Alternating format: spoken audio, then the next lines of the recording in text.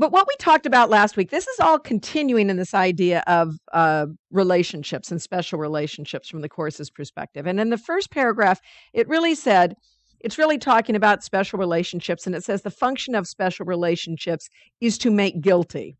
That's their function. It's always to prove in some way we're not enough. You know, someone else is not enough, or I'm left out, or something is left out. Something needs to make me complete. And that's what a special relationship is. It's usually looking around that you need something to complete your life. The Course would say that this is pretty typical, even though when I say it like that, it's like, oh no, I would never have any of those. We all start out that way, even in special love relationships, as the Course would say. When you're looking, you know, when you're kind of looking for a partner in life, you're looking for somebody who might, you know, seem exciting or romantic in some way. Were you going to say something? Yeah, we want them, it says, to fulfill the role we've written for them. Yeah, we're always looking for someone who's going to, and you know, it's kind of like a Prince Charming or a princess comes into our life or whatever it may be. We're looking for someone who seems like, wow, they just have everything out there that would just meet my needs, that would just be perfect for me. And if they like us in the same way, then we have this, as the Course would say, you know, kind of, we'd have a special, but a marriage made in heaven. We'd have we'd have the love that makes the world go round. But what ends up happening in those relationships many times is the people that really are fulfilling our needs, if they stop fulfilling our needs for some reason, then it causes us to question whether those needs were right for us. And then immediately upon questioning whether we are wrong, we quickly pose the question that they are wrong. It's really because they are bad. And I saw this very clearly just in my own parents' relationship, as how quickly, and it takes a process of healing. When my parents got married, it was the late 40s. They were married in 1946. And at that time, women had a role and men had a role. And that's right. My dad did wear a hat, and my mother wore a hat to church, or, you know, certain times with certain outfits. I mean, yeah, they all had their hats, but they had their own hat.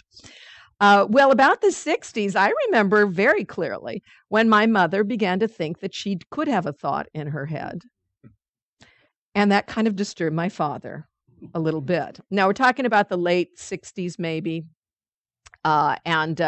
I remember, I wasn't that old at that time to really know what was going on. And not that my parents, it was a big deal, but it was clearly a time I remember.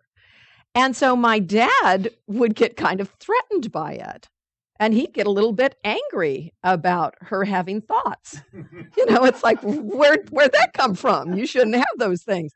And so that was kind of, I think it threatened him. And unless he was willing to allow her to have that experience and not necessarily have that be something that threatened him, they would not have survived that. And a lot of marriages didn't survive that time when women began to think. And I think that my parents really did, without knowing it, did want to walk home to God together, which I really believe is what a holy relationship is where we're willing to walk home to God together, and we're kind of different in some of these ideas and thoughts, but we're willing to allow each other to grow and not take it personally.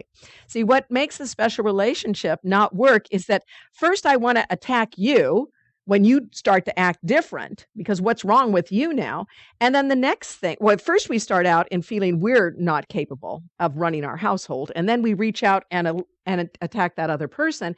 And if that's where we stay, and we don't try to mesh into this relationship and allow it to heal and transform, then we can't keep that relationship.